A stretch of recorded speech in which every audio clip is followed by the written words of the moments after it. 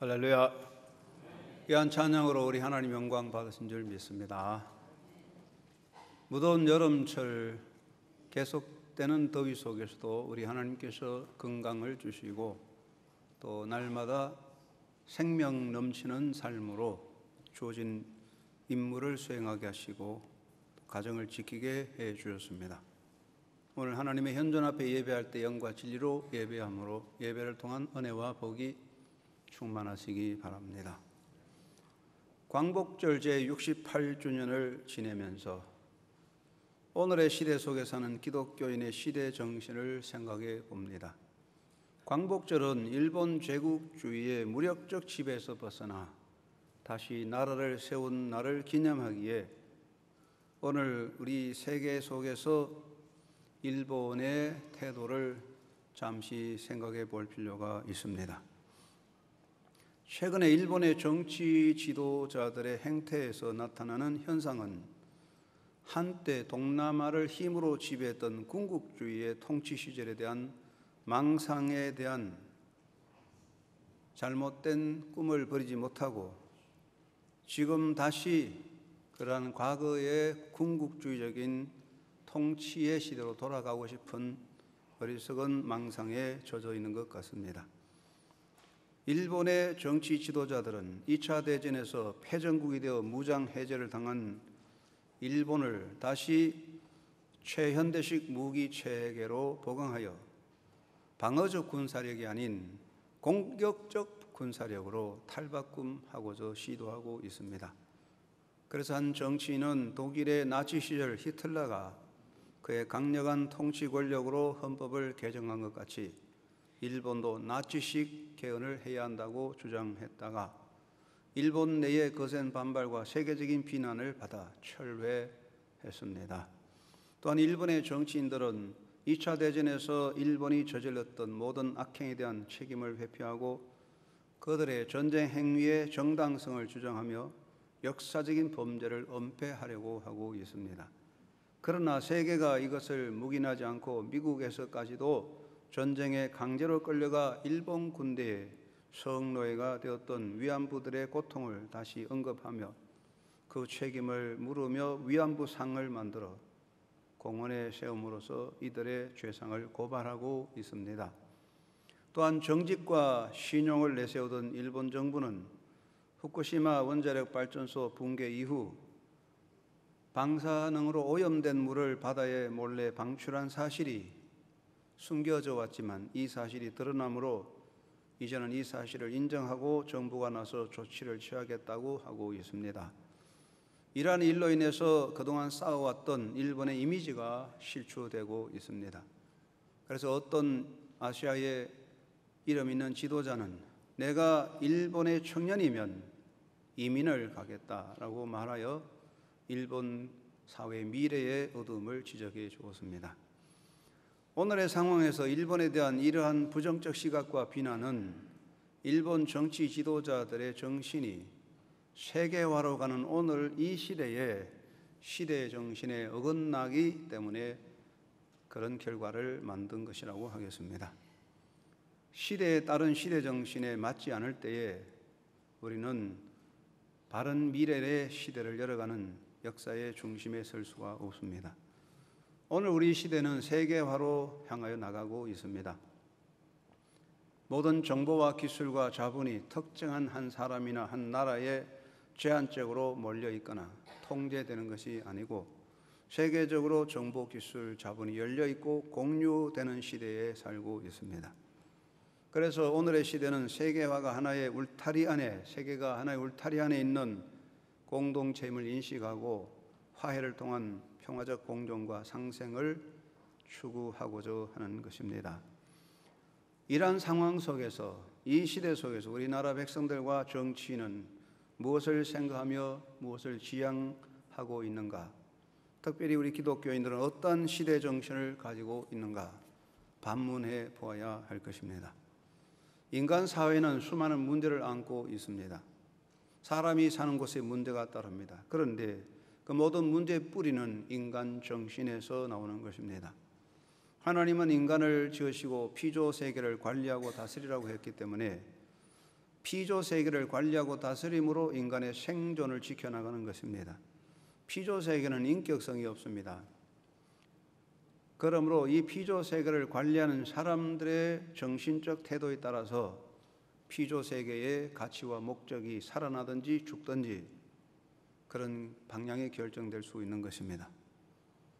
버스를 타고 갑니다. 많은 사람이 버스를 타고 있는데 꼭 같은 버스지만 그 버스 운전사의 정신 상태에 따라서 그 버스가 안전할 수도 있고 위험하거나 큰 사고를 당할 수도 있습니다.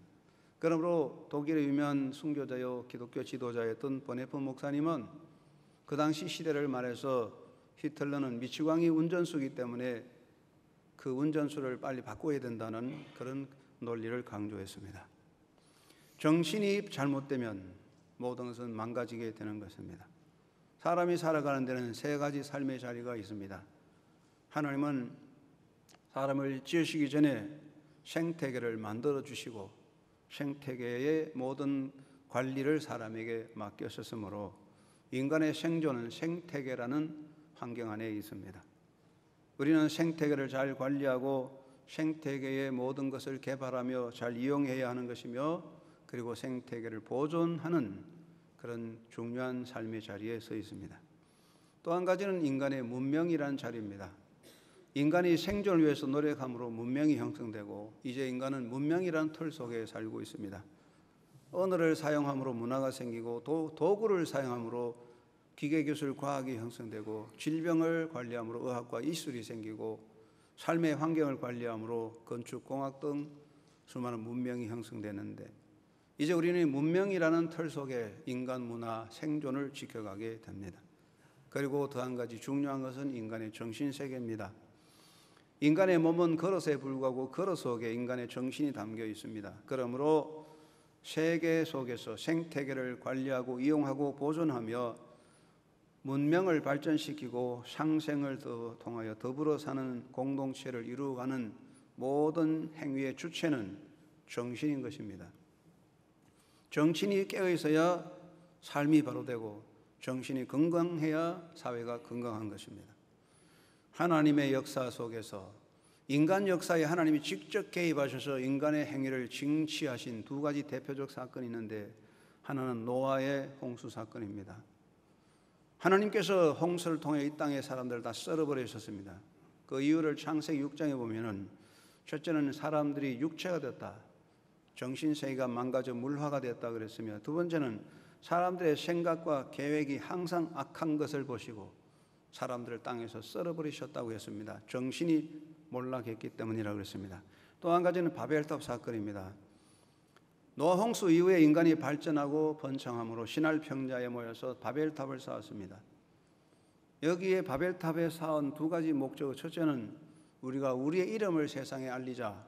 둘째는 이제 우리가 우리의 힘으로 탑을 쌓아 홍수의 멸망에서 우리를 보호하자. 이것은 인간 승리와 인본주의입니다. 하나님은 그곳에 오셔서 혼란으로 그들의 모든 일을 무너뜨리고 말았습니다. 여기 두 가지 사건의 핵심은 정신 문제입니다. 인간의 정신이 병들었습니다. 하나님을 등진 정신 상황, 영적 병든 상황에서 하나님은 그들을 징벌하신 것입니다. 중요한 것은 정신이 깨어있느냐 죽느냐 하는 것입니다. 사무엘 선지자는 하나님의 명을 받아서 최초의 사울을 이스라엘의 왕으로 세우실 때에 사무엘이 사울에게 당부합니다. 너는 기회를 따라 행하라. 하나님이 너와 함께 하시느니라. 기회를 따라 행하라는 말은 기회주의자가 되라는 말은 아닙니다. 이 말씀은 하나님의 현존 앞에서 너는 너의 시대에 너에게 주어진 하나님의 뜻을 바로 실천하라는 명령입니다. 바른 시대 정신으로 시대를 이끌어가라고 명령했지만 사울은 바른 시대 정신 갖지 못하고 개인의 욕망과 미련함과 인간의 감정에 빠져 실패자가 됩니다. 시대 정신이 무엇입니까? 우리가 서 있는 삶의 자리에서 하나님의 뜻을 따라 하나님의 뜻을 이루어가고자 하는 삶의 결단, 삶의 성실성의 자세가 시대 정신이라고 하겠습니다. 사람의 정신은 세 가지의 문제를 가지고 있는데 첫째는 전통과 시대 정신입니다. 강물이 흐르는 것을 보면은 홍수가 나도 강물이 제 마음대로 가지 않습니다. 형성된 강의 흐름을 따라가는 것입니다. 형성된 강의 흐름을 따라 흘러가면서 세월이 지나면서 강줄기의 방향이 바꿔지는 것입니다. 하루아침에 강의 흐름이 바뀌지 않습니다. 이미 형성된 강줄기는 전통입니다. 우리의 가치관, 규범, 의식을 따라가는 것입니다. 인간은 전통의 영향을 받고 전통의 흐름을 따라갑니다. 그러나 전통을 고수하고 지키면 시대 정신을 지킬 수 없습니다. 전통을 수용하면서도 시대의 중심에 서서 발전적이고 개혁적인 정신으로 새로운 세태를 열어가는 열린 정신을 가져야 할 것입니다. 그래서 옛말에 이것을 두고서 옹고지신이라 그랬어요. 전통적인 것을 수용하면서 그 속에 의미를 찾아서 새 것을 만들어 희망의 새 역사를 창조하는 정신이 시대 정신입니다. 또 한 가지는 상황이라는 것입니다. 사람은 상황에 갇혀 있습니다. 사람이 사는 곳에 수없는 상황이 생깁니다. 상황은 항상 현재 여기 있는 것입니다. 과거도 아니고 미래도 아닙니다. 상황은 현재적인 것입니다. 이 현재적인 상황 속에서 어떻게 그 상황을 극복하며 그 상황을 통하여 어떻게 새로운 역사를 창조해 가느냐, 이것이 깨어있는 시대의 정신입니다. 상황에 갇혀 있으면 그 사람의 정신은 죽은 것입니다. 상황에 끌려가면 그것도 죽은 정신입니다. 상황을 극복하며 새 역사를 향한 결단의 자세가 필요한 것입니다. 또 한 가지는 미래입니다. 인간에게는 미래가 있습니다. 미래를 어떻게 만들어가느냐가 올바른 시대 정신입니다. 사람들의 미래에 대한 태도는 여러 가지인데 어떤 사람은 부정적으로 봅니다. 우리의 미래는 어둡다, 암담하다, 내일은 희망이 없다. 그런 사람이 있습니다. 회의적으로 염세적으로 사는 것이 참 암담한 것이고 우리의 미래는 참 회색적으로 깜깜한 어둠에 있다. 그렇게 말하는 사람도 있습니다. 어떤 사람은 희망을 가지고 우리의 미래는 희망이다. 그럼 우리 기독교인들은 무엇을 말합니까? 확고한 정신, 부활신앙으로 하나님의 나라, 새하늘과 새 땅에 대한 확고한 미래적인 확신을 가지고 살고 있습니다. 미래에 대한 꿈을 포기한 사람은 미래에 대한 삶을 부정적으로 보는 사람의 정신은 비전을 버린 사람의 정신입니다. 미래가 없는 인간은 인생의 삶을 닫아버리고 사는 것입니다. 인간은 미래를 꿈꾸고 미래를 위해 준비함으로 존재 가치가 있습니다. 우리는 미래적인 비전을 가지고 그 비전을 이루고자 도전하고 오늘 이 시대의 미래를 열어가는 정신을 가져야 됩니다. 이것이 시대의 정신이라고 할 수 있습니다. 우리는 전통을 받아들이며 새로운 역사를 개발하고 현재적 상황 속에서 미래를 준비하면서 우리의 삶을 결단해가는 깨어있는 정신을 가져야 됩니다. 오늘 우리가 인간이고 그리고 죽은 자가 아니고 살아있는 인간이고 깨어있는 영적인 존재라면 적어도 우리가 살아갈 때 세 가지 질문을 항상 던지고 살아야 됩니다. 첫째는 나는 지금 어디에 서 있나 하는 질문입니다. 내가 지금 누구이며 나는 어디에 서 있느냐는 질문이 없다면 그 사람은 깨어있는 사람이 아닙니다. 눈을 뜨고 움직이고 말한다고 깨어있는 건 아닙니다. 나는 누구이며 나는 지금 어디에 서 있는가를 생각하지 않는 사람은 영적으로나 육신적으로 정신적으로 잠든 존재에 불과한 것입니다. 나는 누구입니까? 내가 누구인가에 대한 인식이 없는 사람은 어떤 것도 할 수가 없습니다. 모든 존재는 자기 존재에서 시작하는 거 아니겠습니까? 자기 인식이 정확해야 사회를 알고 이웃을 알 수가 있습니다. 내가 나를 모르는데 어떻게 이웃을 알며 사회를 알겠습니까? 대한민국 사람이 대한민국의 현존을 모르는데 어떻게 세계화를 알겠습니까? 우리는 항상 내가 누구인가를 깨닫고 발견해야 됩니다. 적어도 우리 기독교인들은 언제나 나는 예수 그리스도를 믿고 구원받은 하나님의 자녀라고 하는 자의식을 확고하게 새기고 정신 가지고 살아야 됩니다. 그리고 삶의 자리를 알아야 됩니다. 나는 어떠한 자리에 서 있는가? 이것을 알아야 합니다. 우리는 늘 물어봐야 됩니다. 나는 누구이며 어디에 서 있는가? 학생의 자리, 군인의 자리, 정치인의 자리, 노동자의 자리 다 따로 있습니다. 예배의 자리와 식당 자리와 자리가 따로 있습니다. 그 자리를 알아야 합니다. 오늘날 우리 한국 사람들은 공부도 많이 하고 지성인이 많습니다. 그런데 자리를 잘 모르는 것 같아요. 여러분, 술을 마시는 사람은 술집에서 마셔야 됩니다. 잠을 자는 사람은 자기 집에 침대에서 자야 됩니다. 쓰레기는 쓰레기장에 버리는 것이 마땅합니다. 그런데 지금 우리나라 사람 젊은이들은 수많은 사람들이 모이는 해수욕장과 피서객들이 모이는 아름다운 산천 산하의 쓰레기장인 줄 알고 쓰레기를 마구 버리고 있습니다. 기차간에서, 해수욕장에서, 저 사람들이 모이는 공원에서 술판을 벌리고 술을 마시고 있습니다. 여러분, 이거 자기 자리가 뭔지 모르고 있는 사람들은 정신이 빠진 사람들입니다. 여러분, 사람이 자기 침대에서 자면 건강한 사람이고 길바닥에서 자면 정신 나간 사람 아니겠습니까? 우리 기독교인들은 물론이지만 우리가 나는 누구이며 나는 살아있는 사람인가 죽은 사람인가, 내가 지금 어느 자리에 있는가를 알고 가야 될 거 아니겠습니까? 지금 예배의 자리입니까? 잠자는 자리입니까? 지금 예배하는 자리입니까? 소풍 자리입니까? 그 삶의 자리를 알아야죠. 이게 질문이 있습니다. 나는 누구이며 나는 지금 어디에 있는가를 물어봐야 됩니다. 두 번째는 지금 무엇을 해야 하느냐 하는 것입니다. 항상 우리에게 중요한 것은 지금입니다. 과거가 아닙니다. 인간에게는 어리석음의 두 가지가 있습니다. 첫째는 과거로 돌아가서 자꾸 과거에 매여 사는 사람, 이것도 어리석은 미련한 인생이죠. 또 어떤 사람은 핑크색 꿈을 꾸면서 공상에 빠졌어요. 현실적인 것도 아닌 미래 허황한 핑크색 꿈에 빠져있는 꿈꾸는 사람, 공상가들, 이 모두가 어리석은 인생, 삶을 무의미하게 내드리고 있습니다. 중요한 것은 과거도 있고 미래도 있지만 정말 우리에게 중요한 것은 지금 이 자리입니다. Now and here. 지금 이 자리가 중요한 것입니다. 우리는 항상 물어봐야 됩니다. 지금 여기서 내가 할 일이 무엇인가를 물어봐야 됩니다.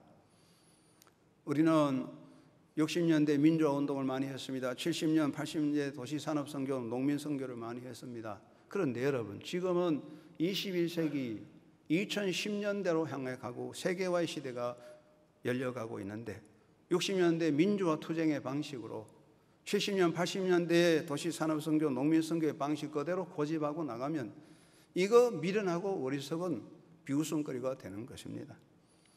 저는 정치인들의 정치 행각을 바라보고 있습니다. 잘 모르지만 민주당에 있는 인사들 참 훌륭한 인사가 많습니다. 그런데 왜 지금 21세기 이 시대에 꼭 60년, 70년대 정치 방식으로 천막 집회나 하고 장외투쟁이나 하는가?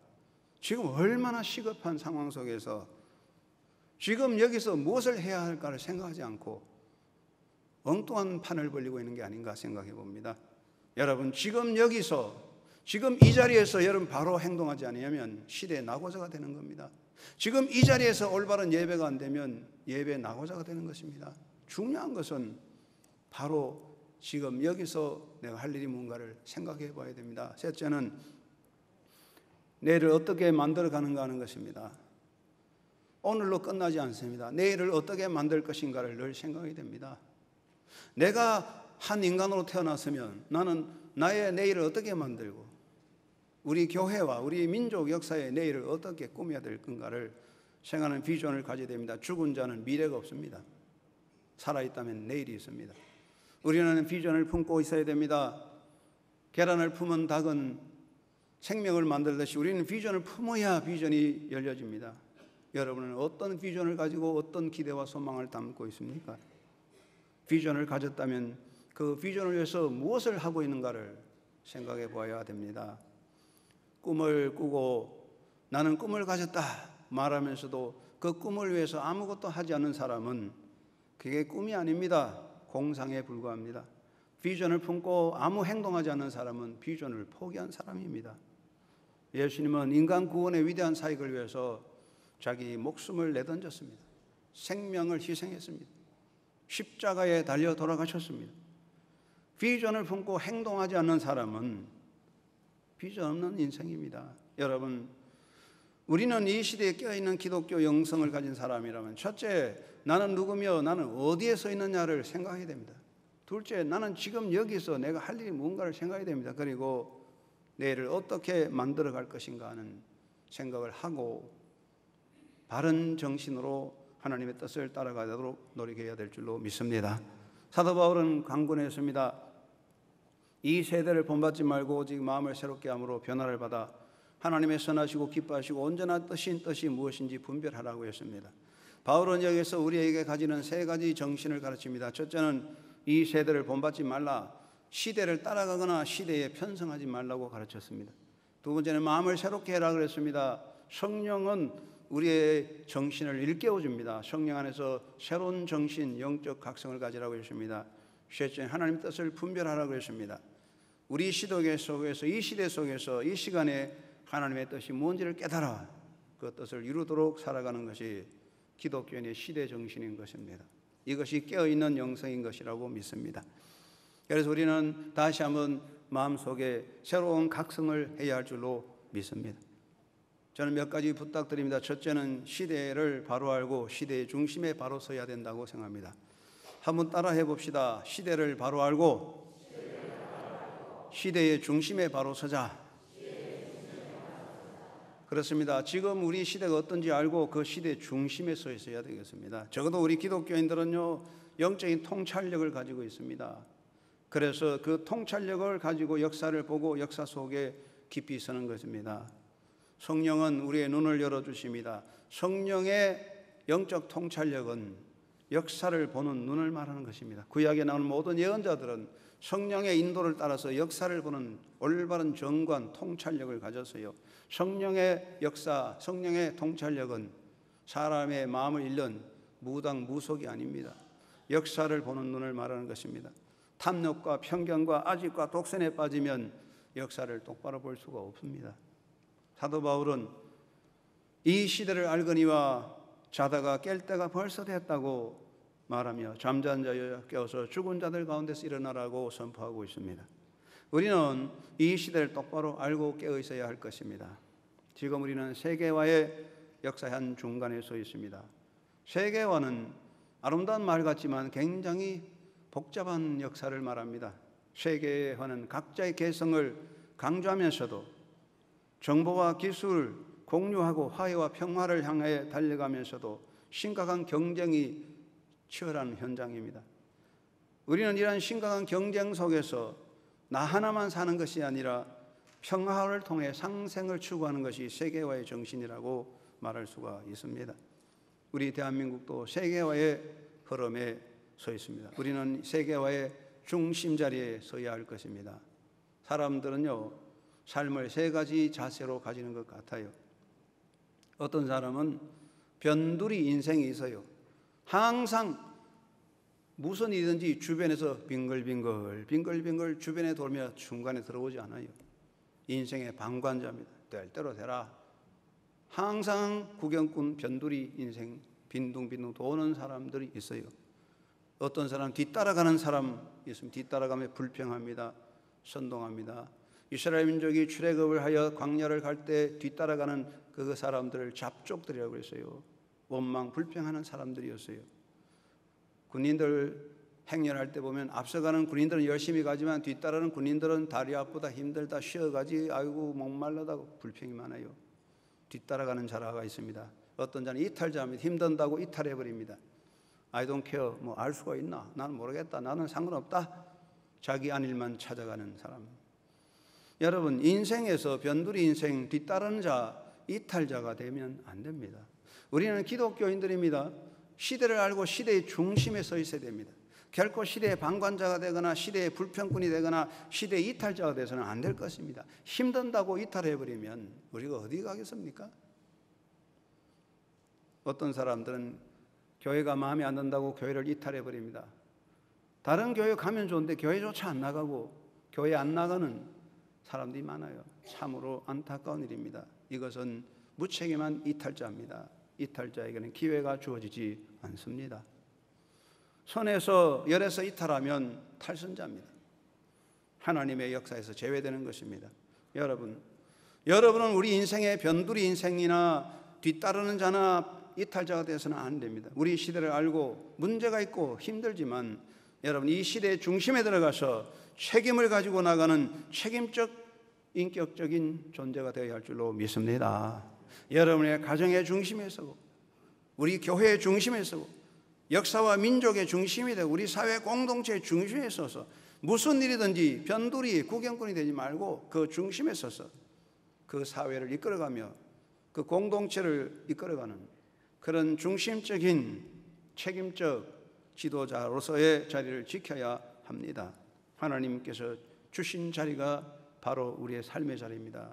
이 역사의 중심에 서서 하나님의 역사를 이룰 수 있는 깨어있는 영성이 되시기를 바랍니다. 두 번째는 시대의 흐름에 편승하기를 꾀하지 말고 시대에 앞서가는 정신을 가져야 되겠습니다. 한번 따라합시다. 시대의 흐름에 편승하기를 꾀하지 말고 시대에 앞서가는 정신을 가지자. 여러분, 시대에 편승하는 사람들이 많습니다. 편승하면 편해요.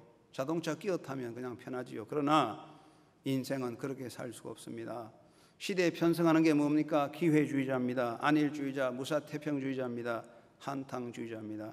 여러분, 인간 역사의 가장 암적인 요소는 한탕주의자입니다. 오늘날 우리 기독교가 사회로부터 많은 비난을 받습니다. 기독교가 비난받는 이유는 기독교 교리나 예수님 때문이 아닙니다. 기독교가 비난받는 것은 기독교가 본래의 진리를 떠나서 시대에 편승한다는 것 때문에 그렇습니다. 당장 눈에 보이는 효과주의에 빠져 있기 때문에 비난받습니다. 여러분, 몸이 연약해서 약을 한 채, 한약 보약을 한 채 저어 드시면 그 한 채의 보약을 먹자마자 힘이 솟아나고 슈퍼맨같이 그냥 막 팔뚝에 힘이 생기면 그 약이 명약이냐? 아닙니다. 그 약 속에 마약이 들어가 있습니다. 이상호 장로님 지으시는 약 드시면 먹은 동만동합니다. 그게 보약입니다. 오래도록 세월이 지나면서 변화되는 거예요. 여러분, 주사 한 대 맞고 바짝 나오면 그 약이 독입니다. 마약입니다. 왜 사람들이 마약에 빠집니까? 당장 나타나는 효과에 빠져서 마약을 하는 거예요. 여러분, 우리가 한탕주의, 효과주의는 마약입니다. 오늘날 기독교가 마약에 빠졌어요. 효과주의, 결과주의 마약에 빠졌어요. 기독교 지도자들, 기독교 교인들, 목사, 장로 다 마약에 빠졌어요. 모두 한탕주의. 그러다 보면 우리는 모두 마약에 빠져 올라가는 거예요. 시대에 편성해서는 안 되는 거예요. 죽은 자가 되어서 안 됩니다. 죽은 자 가운데 있으면 안 되죠. 깨어나와야 될 것입니다. 우리는 시대의 형성에 따라갈 것이 아니라 시대를 앞서가는 정신적 지도자가 되어야 됩니다. 모세는 시대를 앞서가는 정신이었습니다. 모세는 이스라엘 백성을 향해 말합니다. 이스라엘 백성들이 자유민이지만 400년 동안 이집트의 노예가 되었습니다. 오랜 세월 동안 노예 건성이 생겼습니다. 미래를 잃어버렸습니다. 꿈을 잃어버렸습니다. 다투고 싸우고 분쟁합니다. 모세가 하나님의 뜻을 받들어 이스라엘 민족을 향하여 말합니다. 가나안으로 나아가자. 가나안 땅으로 가자. 이것이 모세의 정신이었습니다. 우리는 미래를 향하여 나아가는 시대 정신을 가져야 됩니다. 우리나라에 훌륭한 학자가 많습니다. 조선의 문신 박종채는 벌써 오래전에 이런 글을 썼습니다.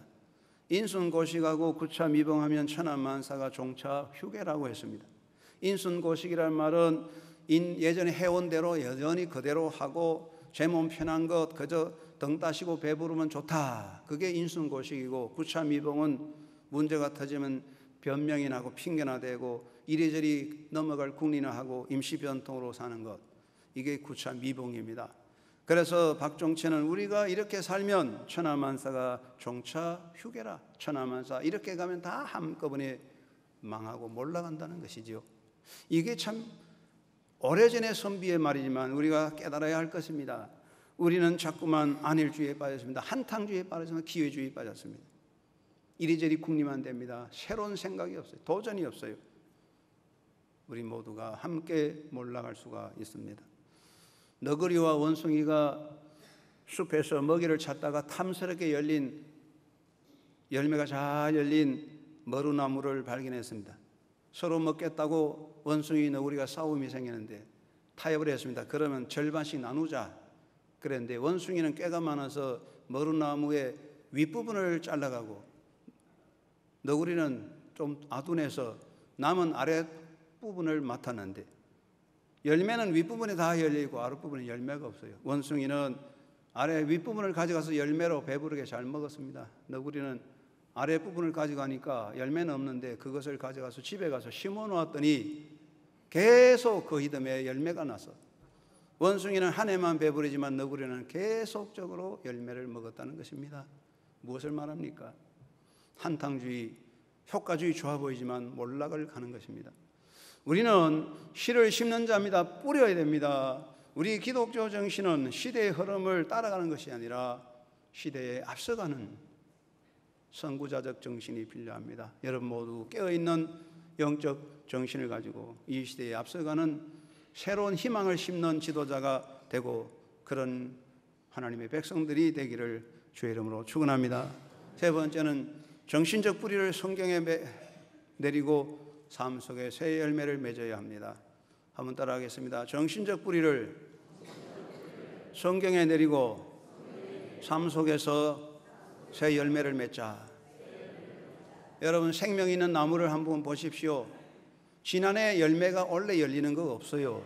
지난해 꽃이 또 피지 않습니다. 꽃은 다 지고 열매 떨어지고 새 꽃과 새 열매가 생깁니다. 왜 그러냐? 나무 아래 뿌리가 깊이 내렸습니다.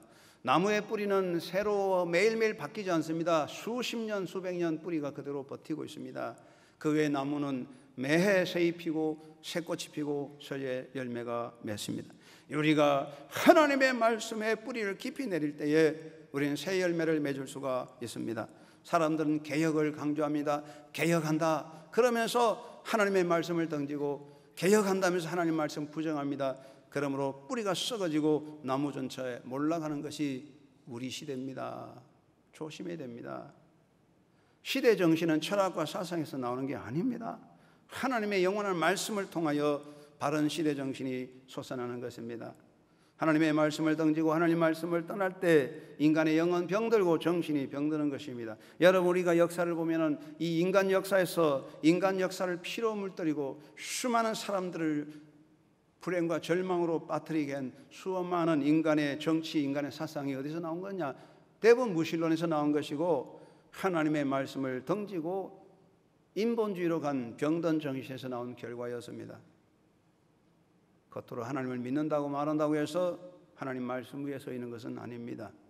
겉으로는 하나님의 이름과 하나님의 뜻을 포장하고 있지만 포장을 벗기면 인간의 탐욕들이 가득합니다. 우리가 정말로 이 시대의 기독교인이라면 우리는 하나의 포장이 아니라 우리 내면 속에 뿌리같이 말씀을 깊이 내려서 위로 주님이 원하는 열매를 맺어야 할 것입니다. 말씀에 철저히 뿌리를 내리고 그 생명력으로 새 시대의 새 열매 맺는 하나님의 사람들이 되어야 할 것입니다. 그리고 인간 역사의 운영자가 하나님이심을 명심하고 살아야 됩니다. 한번 따라합시다. 인간 역사의 운영자가 하나님이심을 명심하자. 인간 역사는 하나님이 운영하십니다. 여러분 인간 역사가 저절로 되는 게 없습니다.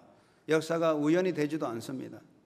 우리가 볼 때는 강력한 정치 군대의 힘으로 되는 것 같습니다. 그러나 역사를 보십시오. 강력한 국가 군대력이 얼마나 오래 버티고 있었습니까? 무너집니다. 우리가 신뢰하는 과학적인 통계를 따라 역사가 움직이지도 않습니다. 아무리 슈퍼컴퓨터가 발전해도 벼락 맞는 것은 못 막는 거예요. 하나님의 손의 역사가 있어요. 그렇기 때문에 역사는 우연히 저절로 가지 않고 사람이 조작할 수도 있는 게 아닙니다. 역사책은 자서전은 조작할 수 있지만 역사 자체를 조작할 수는 없는 거예요. 하나님의 손 안에 있는 거예요. 그렇기 때문에 우리는 하나님 안에 희망을 가지는 겁니다. 인간 역사는 피조물의 역사가 아니고 인간 역사입니다. 하나님이 인간을 사랑하기 때문에 역사를 지키고 선하게 이끌어갔습니다. 사람들이 잘못한다고 사람들이 악을 행한다고 역사를 무너뜨리게 하지는 않습니다. 하나님의 역사를 막을 수 없습니다. 역사는 하나님의 손에 있기 때문에 우리가 이 시대에 살아가면서 비록 어렵고 힘든 일이 있었더라도 결코 절망해서 안 됩니다. 결코 포기해서 안 됩니다.